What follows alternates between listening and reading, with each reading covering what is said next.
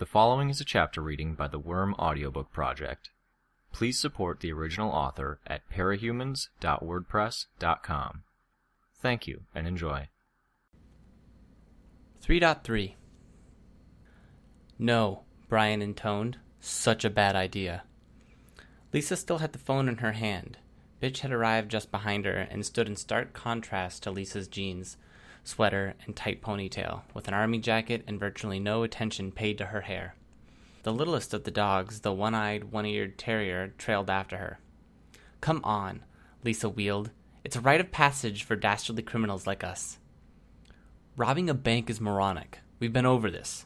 Brian closed his eyes and pinched the bridge of his nose. You know what the average haul is for hitting a bank? Lisa paused. 20 thou? Exactly. It's not millions like you see people get away with in the movies. Banks don't keep a lot of loose cash on hand, so we'd be pulling in less than we would for most other jobs. Account for cost and the fact that this is Brockton fucking Bay, where banks have a little more reason to keep the amount of cash in their vaults to a minimum, and we'd be bringing in 12 to 16,000. Divide 5 ways and it's what, $2,000 or $3,000 each? I could do with an extra $3,000 to spend, Alex said, putting down his game controller and shifting his position on the couch to follow the conversation better. On what? Brian asked. When Alex shrugged, Brian sighed and explained. It's a horrible payoff for the amount of risk involved. There are 3 big superhero teams in this city. Figure there's another dozen heroes that fly solo, and we're almost guaranteed to get into a fight. So, Bitch spoke for the first time, we win fights. We won before we had her. She raised her chin in my direction as she said the last word. We won because we picked our battles. We wouldn't have that option if we were cooped up in the bank and waiting for them to come to us, letting them decide how and where the fight happened. Lisa nodded and smiled as he spoke. I thought for a second that she was going to say something, but she didn't. Brian continued, getting pretty passionate as he ranted. We won't be able to slip away like we have when things got a little out of control in the past.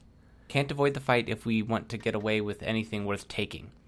The bank is going to have layers of protection, iron bars, vault doors, whatever. Even with your power, Elise, there's a limit to how fast we can get through those. Add the time we have to spend managing hostages and making a safe exit, and I pretty much guarantee that there will be time for a cape to get wind of the robbery and slow us down even more. Alex said, I kind of want to do it anyways. Hitting a bank gets you on the front page. It's huge for a rep. The runt is right, Bitch said. Brian grumbled. Not bucking up is better for our reputation in the long run. His deeper voice was really good for grumbling. Alec looked at me. What do you think? I'd almost forgotten I was a part of the discussion. The last thing I wanted was to rob a bank. Hostages could get hurt. The fact that it would potentially put me on the front page of the paper wasn't a high point either. If I ever wanted to drop the supervillain ruse and become a hero in good standing, I ventured, I think Brian makes a good case. It seems reckless. Bitch snorted. I think I saw Alec roll his eyes. Lisa leaned forward. He does make good points, but I have better ones. Hear me out? The rest of us turned our attention to her, though Brian had a frown that made it seem like it would take a lot to convince him. Okay, so Brian said similar stuff before we hit the casino a few weeks ago. So I was kind of expecting this, but it's not as bad as it sounds. The boss wants us to do a job at a very specific time. I got the sense he was willing to offer a fair bit if we went the extra mile, and I negotiated a pretty good deal. The bank robbery was my idea, and he liked it. According to him, the Protectorate is busy with an event on Thursday, just outside of town. That's part of the reason the timing is so important. If we act then, there's almost no chance we'll have to deal with them. If we hit the Bay Central downtown, that's the biggest bank in Brockton Bay, I interrupted her, half disbelieving. So everything I said about them having security and being careful is doubly true, Brian added. If we hit the Bay Central downtown, Lisa repeated herself, ignoring us, then we're hitting a location just a mile away from Arcadia High, where most of the wards go to school. Given jurisdictions, New Wave won't be able to jump on us without stepping on the ward's toes, which pretty much guarantees we go up against a team of junior superheroes. With me so far? We all nodded or murmured agreement. Figure that's happening in the middle of the school day, and they won't all be able to slip away to stop a robbery without drawing attention. People know the wards are attending Arcadia. They just don't know who they are. So everybody's constantly watching for that. Since they can't have all 6 or 7 of the same kids disappear from class every time the wards go off to foil a crime without giving away the show, chances are good that we'd go up against a couple of their strongest members. Or one of the strongest with a group of the ones with the less amazing powers. We can beat them. Okay, Brian begrudged. I'll accept that we'll probably do all right in those circumstances. But Lisa interrupted him. I've also got the boss to agree to match us 2 for 1 on the haul. We bring in 15 grand, he pays us 30. Or he gives us enough money to bring up our total to 25, whichever is more in the end. So we could walk away with $2,000 and he'd pay us $23,000. So as long as we don't wind up in jail, we're guaranteed $5,000 apiece, bare minimum. Brian's eyes widened. That's insane. Why would he do that? And, Lisa grinned, he'll cover all our costs just this once. Equipment, information, bribes if we want them. Why? I echoed Brian's earlier question, disbelieving. Lisa was throwing around sums of money that I couldn't even wrap my head around. I had never even had more than $500 in my bank account. Because he's sponsoring us, and it stands to reason he doesn't want to fund a team of nobodies. We manage this, we won't be nobodies. That, and he really wants us to do a job at that particular time. There was a few moments of silence as everyone considered the deal. I was frantically trying to think of a way to try and convince these guys it was a bad idea. A bank robbery could get me arrested. Worse, it could lead to me or a bystander getting hurt or killed. Brian beat me to it. The risk to reward still isn't great. $5 grand each for hitting what may well be the most fortified location in Brockton Bay and an almost guaranteed confrontation with the wards. Second most fortified location, Lisa countered. The Protectorate headquarters is the first. Fair point, Brian said, but my argument stands. It'll be more than $5 grand for each of us, I guarantee you, Lisa told him. It's the biggest bank in Brockton Bay. It's also the hub of cash distribution for the entire county. Said cash gets transferred in and out by armored cars on a regular schedule. So why don't we hit one of the cars? Alex said. They have ride-alongs or aerial cover from various members of the wards and the Protectorate, so we'd be caught in a fight with another cape from minute one. Same problem that Brian's talking about as far as getting caught up in a fight, difficulty accessing the money before shit goes down, yada yada. Anyways, the Brockton Bay Central has cars come in twice a week and leave 4 times a week. We hit on a Thursday just after noon, and it should be the best day and time for the sheer size of the take. Only way we're getting away with less than $30,000 is if we fuck up. With what the boss is offering, that's $90,000. She folded her arms. Brian sighed, long and loud. Well, you got me, I guess. It sounds good. Lisa turned to Alec.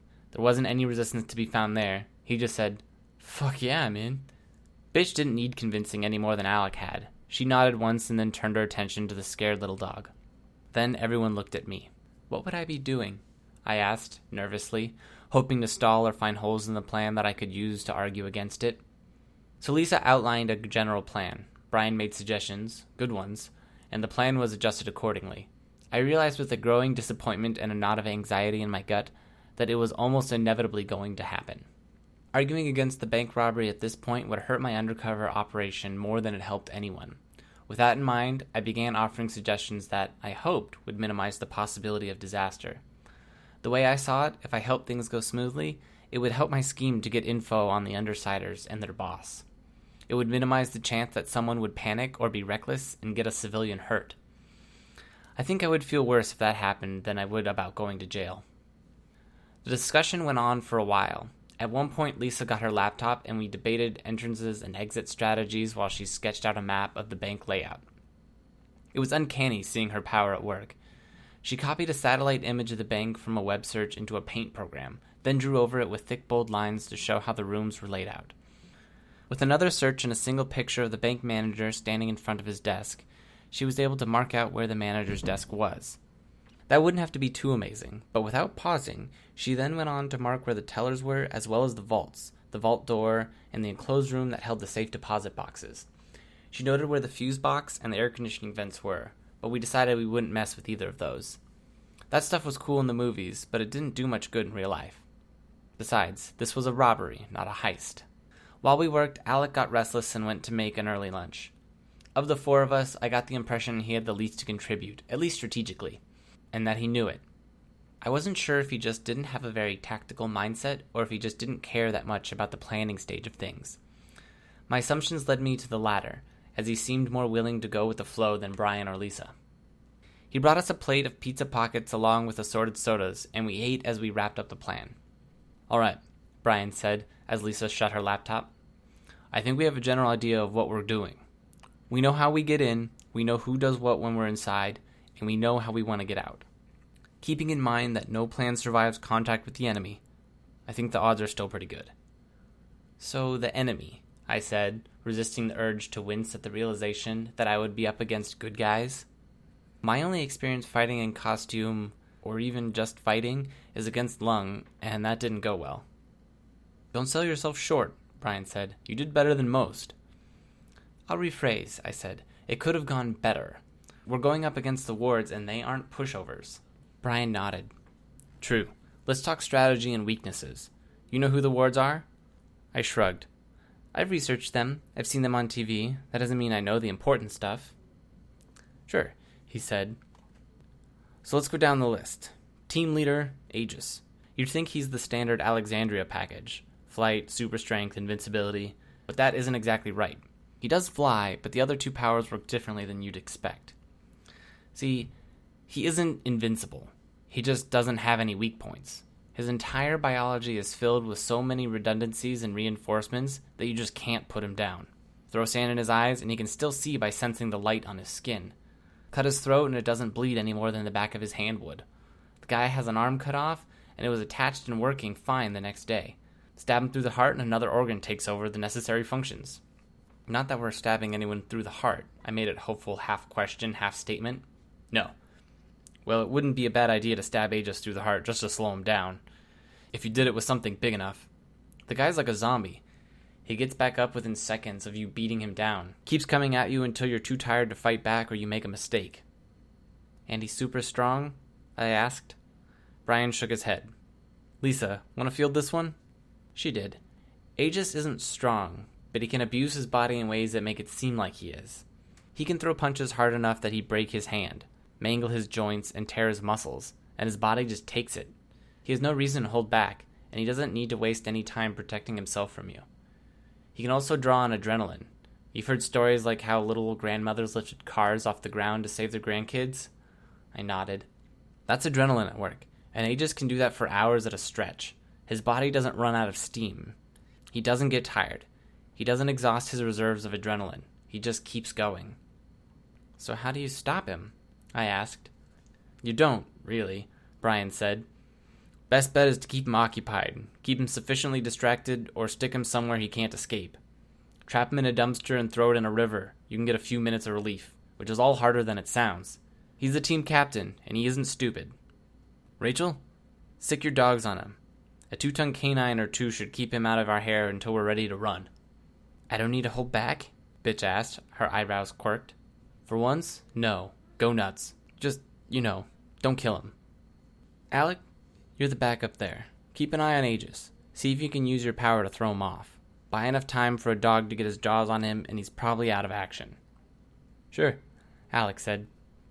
Brian extended 2 fingers and tapped the second. "Number 2, clock blocker. Let it be known, I fucking hate people who mess with time." "He stops time if I remember, right?" I inquired, as much to stay in the conversation as to get the clarification. "More specific than that," Brian said. "He can stop time for whatever he touches. The person or object he touches is basically put on pause for anywhere from 30 seconds to 10 minutes. Only good thing is that he doesn't control or know how long it's going to last. But if he does get his hand on you, you're out of action. He'll either stand next to you and wait until you start moving, then touch you again, or he'll just tie you up in chains and handcuffs so that when his power wears off, you're already in custody. Long story short, he touches you, you're boned," Alex said.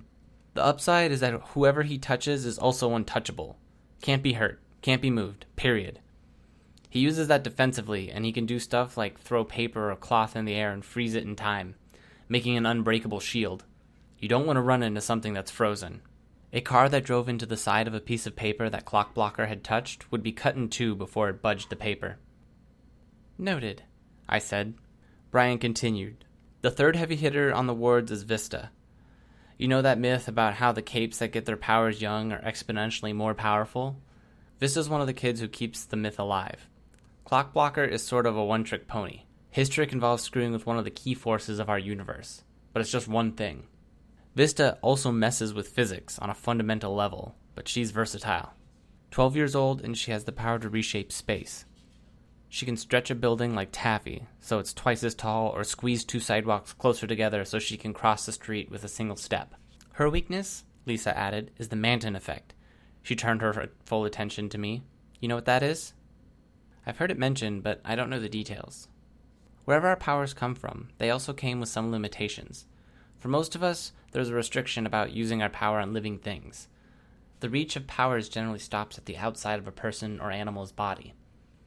There's exceptions for the people with powers that only work on living things, like you, Alec, and Rachel. But the long and short of it is that the Manton effect is why most telekinetics can't just reach into your chest and crush your heart. Most people who can create force fields can't create one through the middle of your body and cut you in two. Narwhal can, Alec cut in. I said most, Lisa said. Why these restrictions exist is a question nearly as big as where we got our powers in the first place. The capes that can get around the Manton effect are among the strongest of us. I nodded, slowly. I wondered if that had something to do with why Lung didn't burn himself, but I didn't want to get further off topic. And Vista? Vista can stretch and compress space. She can also do funny things with gravity. Thing is, the Manton effect keeps her from stretching or compressing you. It also makes altering an area a lot harder for her if there's more people in that space. So if all of us are in one room, chances are she won't be able to affect the whole room. But, Brian added, wiping a string of cheese from the corner of his lip, every time we run into her, she's been faster and overall more powerful with her power. And she's had new tricks. Every second she's on the battlefield is a second things can become harder for us. We take her down sooner than that. Aegis, Clock Blocker, Vista. Those are the ones we're most likely to run into, and whoever else winds up coming. They're the ones we have to deal with, or we're fucked. Let's quickly go through the rest. Kidwin? Tinker, Lisa said. Flying skateboard, laser pistols, high-tech visor are staples for him. Expect something new, depending on what he's come up with in his workshop. He's mobile, but not that threatening.